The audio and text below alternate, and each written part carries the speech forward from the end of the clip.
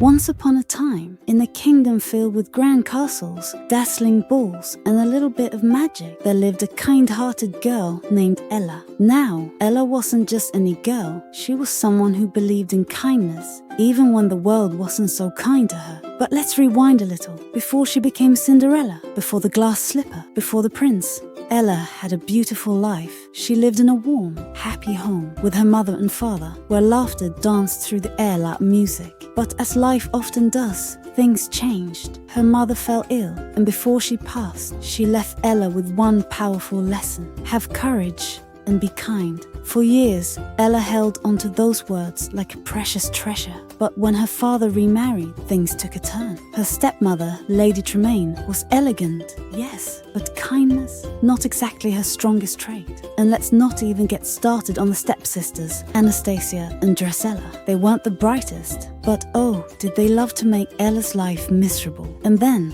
just like that, Ella's father was gone too. Suddenly, she wasn't Ella anymore. She was just Cinderella, a name they gave her because of the cinders on her face from sleeping near the fireplace. They made her their servant, treating her as if she didn't belong. But did she complain? None, because she had courage and she had kindness. Now here's where things get interesting. One day, after a particularly rough morning of chores and endless demands, Ella decided to clear her mind with a ride into the forest. And that's when she met him, a handsome young man, charming but down to earth, with kind eyes that made her heart skip a beat. He said his name was Kit. No prince, no titles, just Kit. They talked, they laughed, and in that moment, Ella felt something she hadn't in a long time: hope. Meanwhile, in the grand palace, a royal ball was being planned. The prince, yes, that prince, was looking for his future queen. Of course, every eligible maiden was invited. But when Ella tried to join, her stepmother and stepsisters ripped her dress apart, laughing